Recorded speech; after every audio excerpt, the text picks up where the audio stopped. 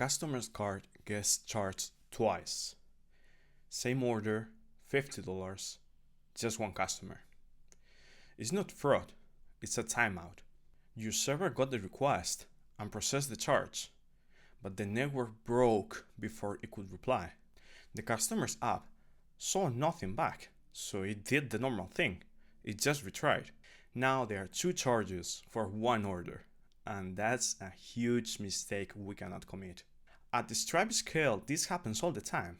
Millions of payments a day, timeouts are just a normal thing. You cannot tell people don't try again. The other choice is even worse. The payment fails and nobody gets paid. So how does Stripe solve this issue? Not with clever code, but with one header and one rule inside the database. So here's the simple version with no protection at all. The client sends a charge request and the server just saves it. No check, no memory of past requests. Now the network breaks and the client never gets a reply. So it tries again with the same request and exactly the same card, as we can see. The server has no idea that this already happened. It saves the charge a second time, two charges, but just for one order. So here's the fix. It starts with just one simple idea, the idempotency key.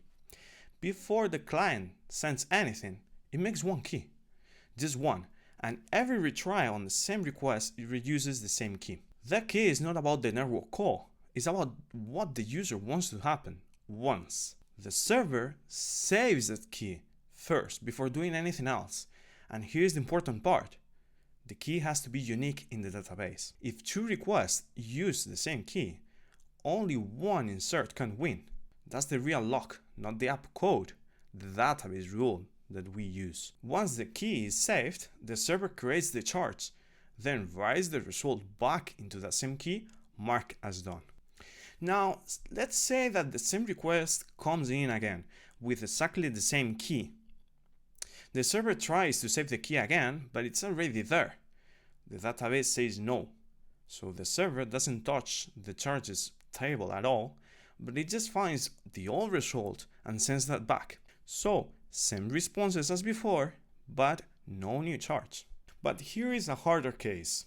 What if two retries arrive at the exact same time? Both try to save the key, but only one wins the insert. The other one fails right away. That's the lock that is doing its job. Now think a worst case. What if the server crashes right after saving the key, but before finishing the charge? The key gets stuck. It still says, still working, forever. Every future retry, even a real one, gets rejected, and the system built on top to stop double charges ends up blocking the customer for good. The fix is simple. Give that key time limit. If it has been still working for more than 30 seconds as a TTL, a background job is going to clear it and marks it free again. If you like this content, please consider subscribing, and if you want to go deeper, you can find my playbook that's published in my website. You have the link right in the description. And if by any chance you are looking for a new job or you are going through an interview process, I can help you with that. In the description, you are also going to find a link to my coaching program. Just contact me, tell me what you're going through, I'll help you. So, thank you so much for watching and see you on the next one.